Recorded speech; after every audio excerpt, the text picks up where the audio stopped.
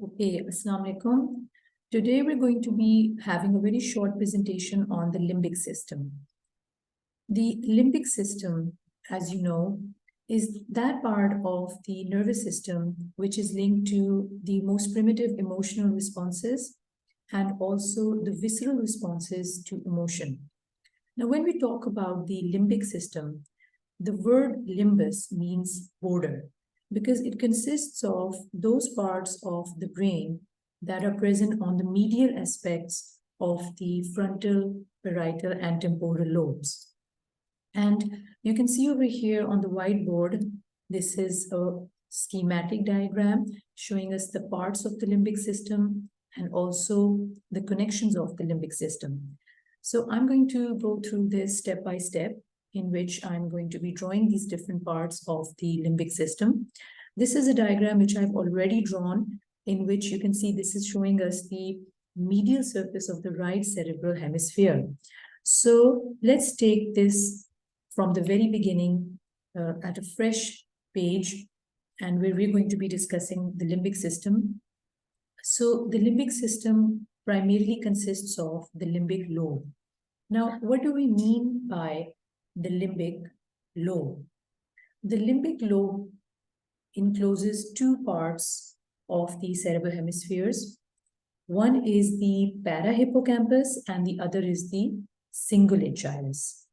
Now, to see the location of the cingulate gyrus and parahippocampus, I'm going to start by drawing a sagittal section through the brain, which is showing us the medial surface of the right cerebral hemisphere. And this I have drawn is the corpus callosum, which you know is it's the commissure of the brain. It's the largest commissure. The nerve fibers which are connecting the right and left halves of cerebral hemispheres. So this structure is the corpus callosum. Now, the parts of corpus callosum are, considering this portion over here to be anterior, and this part over here to be posterior, and keeping in mind superior and inferior aspects. So this here anterior portion of the corpus callosum, as you look at it in a sagittal section, consists of this bend which is known as the genu. And this genu is turned inwards, called the rostrum. The remaining part of the corpus callosum is the body of corpus callosum. And the posterior end of corpus callosum, we have the isthmus and this interned edge, which is the splenium. So these are the parts of the corpus callosum. Now we were talking about the limbic lobe. So the limbic lobe consists of the cingulate gyrus, which is the gyrus of the brain present just above the corpus callosum. So this here is the cingulate gyrus, okay? So I'm going to give this a purplish shade over here. You can see this here is the cingulate gyrus, and you can also label it. There we go. This is the cingulate gyrus. So cingulate gyrus is present above the corpus callosum. Now, what about the other one which I mentioned, part of the limbic lobe, that is the parahippocampal gyrus. Well, parahippocampal gyrus, it is present as the medialmost convolution of the temporal lobe. So the medialmost convolution of the temporal lobe, that is the parahippocampal gyrus. Then again, I'm giving it a purplish shade. Okay, so we're going to label this as parahippocampal gyrus. Okay, parahippocampal gyrus and cingulate gyrus, they constitute the limbic lobe. But we know that the limbic system consists of diffuse structures and it also includes other parts of the brain. So another important part of the limbic system is the hippocampal formation. Hippocampal formation consists of the parahippocampal gyrus as well as the hippocampus and the dentate gyrus. Now let's see where the hippocampus is present. Hippocampus is present in the medial aspect of the hemisphere, and its location is just beneath the floor of the inferior horn of the lateral ventricle. So this here is the location of the hippocampus. And we can also give this a particular shade. We can give it a light greenish shade over here. This is showing us the area of the hippocampus. Okay, so I'm going to label that as well. The word hippocampus literally means seahorse, because when we look at a coronal section, it is in the shape of a seahorse, and its anterior end, it is in the form of a foot shape, so we can call it the PES hippocampus. Also, another thing to be noted is that the anterior edge of the parahippocampal gyrus, it has an inturned edge anteriorly, and this inturned edge or hook-like projection is known as the uncus. This is a part of the parahippocampal gyrus. Parahippocampal gyrus is separated from the hippocampus by this here hippocampal sulcus. And at the lateral edge of the parahippocampal gyrus, which separates it from the remaining part of temporal lobe, is the collateral sulcus. Okay, so here now, as we see, this is the hippocampus. Let's come to the other parts of the limbic system. From the surface of the hippocampus emerge the nerve fibers, and these nerve fibers form a sheet of white matter on the surface known as alveus. These nerve fibers will converge medially to form a bundle which is known as fimbria. Okay?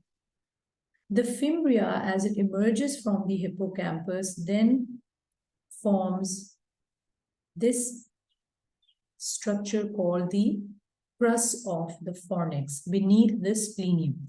So here I'm labeling it the crus of the fornix. The crus of this fornix communicates with a similar structure from the other side, from the other hemisphere. So both these crura, so now the crura is the plural of crus. So the crura, they will unite and they will form the body of the fornix, which is present on the undersurface of this corpus callosum, and anteriorly, this body of the fornix then splits into two columns. It splits into two anterior columns. So let's just label this structure over here. This here is the body of the fornix.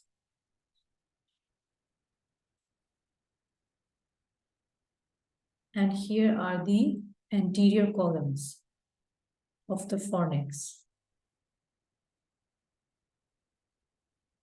Both the crura are also communicating by transverse fibers. This communication between the crura of the both sides is known as the transverse commissure of the fornix. And this is therefore a communication between the two hippocampi. Now that we've discussed the fornix, let's just go into this further.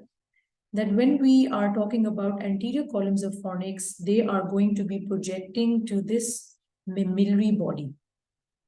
So I've drawn over here the mammillary body.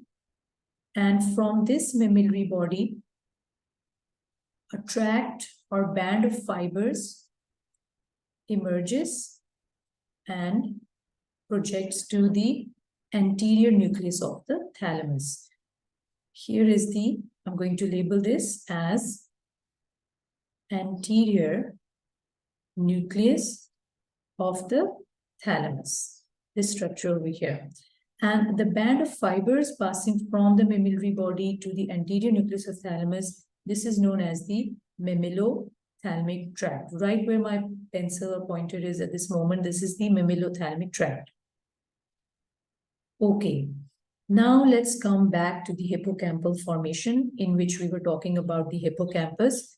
There is another gyrus known as the dentate gyrus, which is present between the fimbria of the hippocampus and the parahippocampal gyrus.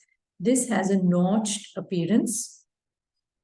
Okay, this has a notched appearance and it is known as the dentate gyrus.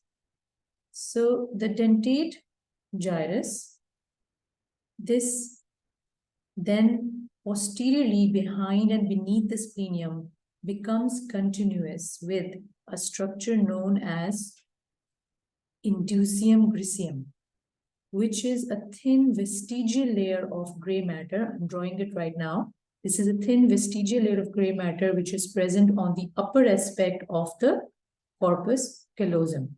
This is known as the, I'm going to label it, indusium griseum.